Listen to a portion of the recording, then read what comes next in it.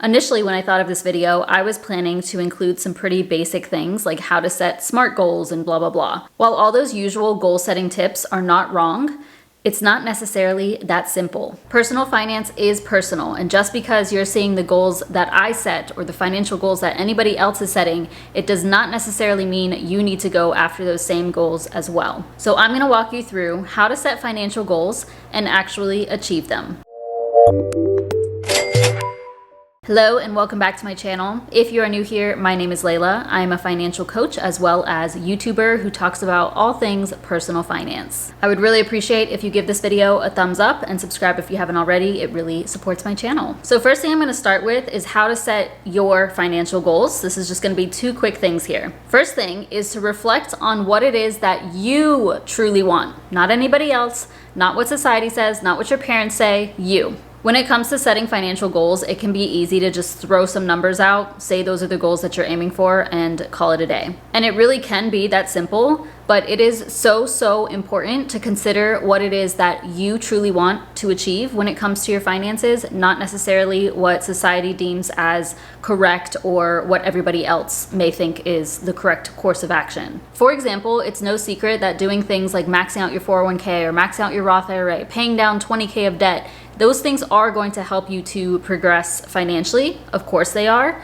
but finances are a very emotional thing, and money can also create opportunities in your life, and those things are not often considered. So a lot of people can set those goals, like just see finances as a number and aim for those goals and actually achieve them. But on the other side of that, there are many people who set those same financial goals and do not make any progress on them. They just quickly lose motivation because they're not considering what it is that they truly want out of life and with their finances. So I do want you to think about what it is that you want in the near future as well as even beyond that. So let's say that lately you've been feeling really mentally and even physically drained from your 9-to-5 job. So you're thinking, I really want to take a year-long sabbatical, but of course that is something that I would suggest you prep for, right? Let's also say in this situation that you're renting an apartment and you have some student loan debt left that's at like 4%. This will all tie together in just a moment. If you were to just set some regular goals without considering what it is that you really want and honestly kind of what you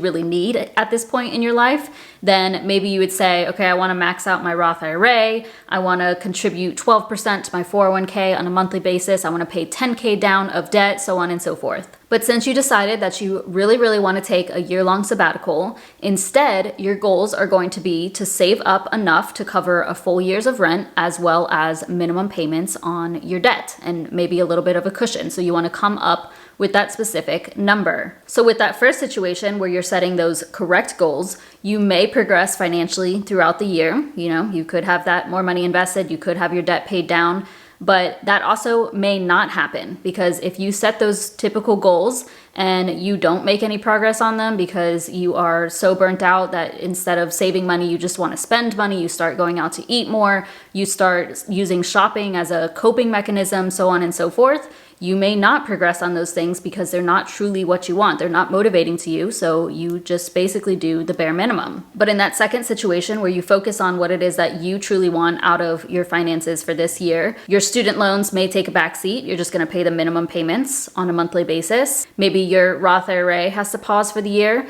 Maybe you just contribute up to the company match when it comes to your 401k, but you are focusing on saving that money so you can take a sabbatical 1 year from now. And really what I'm getting at here is a couple of things. So first of all, I want to give you permission to do what it is that you want to do, what it is that's top priority to you. For some people, that is maxing out their 401k or maxing out their Roth IRA, doing all the correct things, and that's okay too. But it's also okay for you to choose a different path. I don't recommend doing anything that's going to completely derail your life, your finances, all of those things. But considering what it is that you truly want out of life is important to factor into the goals that you're setting for the year and every year moving forward, honestly. Once you've made a decision around that, the second thing is to create an annual budget to determine what is actually possible. I have a separate video on how to create an annual budget. I highly recommend you go and watch that, go and create your annual budget. It will help you so much in determining what is actually even possible for the goals that you're setting.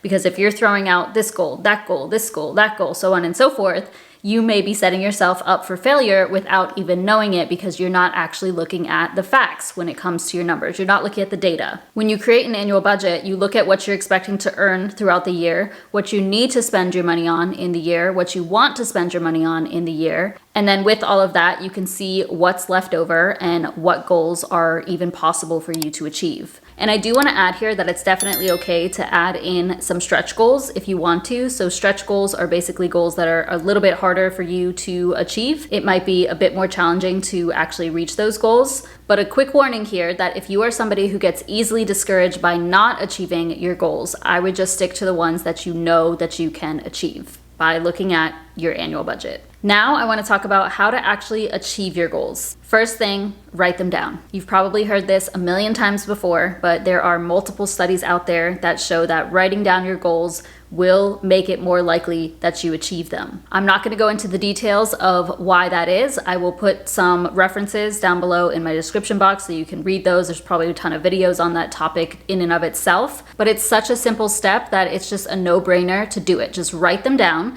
And I would take it a step further, write them down and hang them up somewhere that you will see them on a regular basis, ideally on a daily basis. Next, you need to determine the action steps and create a plan, a rough plan. With any goals that you're setting, financial or not, you typically can't just say that you want to achieve them, that you want to reach them, and then do nothing and expect to actually accomplish those goals. It is going to require some effort and definitely some action steps. So once you have your goals established, you will want to outline an action plan. Basically, you're breaking them down into steps that you need to take or smaller goals that you can achieve to reach that bigger goal, and then create a rough plan around those action steps. I'm gonna give y'all an example, and I'm honestly gonna make this easy for myself. Let's say that you wanna pay down $12,000 of debt this year. Well, we all know that 12,000 divided by 12 months in the year, that comes to $1,000 paid down every single month. But it's probably not that simple. You need to look at your specific situation and come up with a breakdown according to that. So first of all, when it comes to your debt, you need to list them all out, make sure you're aware of all of them.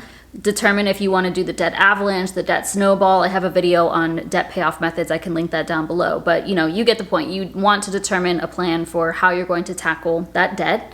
And let's say for the first couple of months, you're only able to pay the minimums. Maybe you can throw an extra 20 bucks or 50 bucks in the month to your highest interest debt or whatever situation it is that you're trying to follow. But you know that in March, you're going to be getting a bonus from your job. So in your plan, you can say, all right, I pay down this much in January, about this much in February, and then come March, I can throw a few thousand extra at my debt, and then I'll be at this point. And then in April or May, I'm expecting a tax refund, so I can throw this amount to my debt. And so you can see already, it's not just as straightforward as, okay, I'm gonna do $1,000 per month every month. And then going back to that annual budget you created, let's say you plugged in all of your numbers and you realize, oh, I may not even be able to put $12,000 to my debt. As of right now, it's saying realistically, I can pay down $9,000 of debt. So now you are also going to set the goal that you want to make $3,000 of extra income in the year. How are you going to do that? That's the next step. That's what you need to think of. How does that break down on a monthly basis or on a quarterly basis? How are you going to earn that money? Are you going to drive Uber? Are you going to deliver food? Are you going to get a second job? Etc. And honestly, y'all, I'm going to recommend that you use ChatGPT. You can use ChatGPT for free. You can tell the goals that you have, your financial goals or any goals, to ChatGPT and tell them to break it down. What do I need to do to achieve this goal in 2025? Break it down by month, by quarter. However far you want to break it down, ChatGPT will help you to do so. And I know some people are against AI, so you don't have to use it if you don't want to, but it is a great free tool that I recommend you check out and try to use it because it can help spark some really great ideas and help you to achieve all of your goals. And of course, it goes without saying, but now that you have the action steps, you have your rough plan, you do have to put in the effort. You do have to take action on those steps, otherwise you may not achieve any of your goals. You will also want to review your goals on a regular basis. Now, I know in the last step I said to create a plan, but honestly, things don't always go according to plan, and that is okay. That is just something that you can expect out of life because that's just life. But that's why it's important to regularly review how you're doing on your goals to see how you are progressing. I recommend reviewing quarterly at a minimum. Be sure to look at any of the accomplishments that you achieved and celebrate those accomplishments. That could be a whole separate step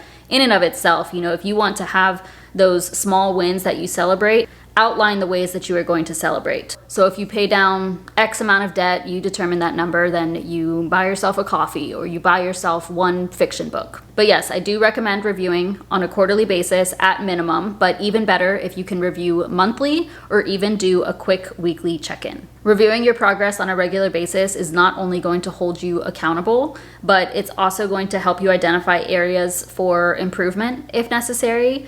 You should be able to adapt to changing circumstances because things may change throughout the year, and it will also help you to maintain momentum towards all of your goals. I do have a pretty cool goal tracker for Google Sheets available for purchase on my Etsy shop. If you watch my videos, you know that that's a tool that I use to track my progress on a monthly basis, so I will have that linked down below. But going into 2025, I'm also planning to have weekly meetings with myself to see how things are going. Weekly meetings with myself is actually something I used to do every week a few years ago, and I miss doing it. Like, I loved it so much. I feel like I was able to see how much I was accomplishing on a weekly basis and just stay on track, and I definitely want to go back to that and definitely recommend it if you haven't tried it before. One final thing I want to say here is just a reminder that it is okay if you don't achieve some of your goals, and it's also okay if you don't achieve any of your financial goals. Of course, it would be ideal if all of us were to thrive and progress on our financial goals no matter what. And honestly, it's very likely that you will see progress if you do this on a consistent basis. But sometimes things happen. Sometimes life happens, and you may even go backwards. You may not achieve any of your goals. Something may come up in the year where you just scratch everything and don't even think about them. But the important thing is how you handle those setbacks, how you just handle life happening to you. You can always try again, and reminder that you do not need a new year to set goals. You can do this on a Wednesday, a random Wednesday in the middle of June if you wanted to. So comment down below, what are your financial goals and what are the action steps and the plan for you to achieve them?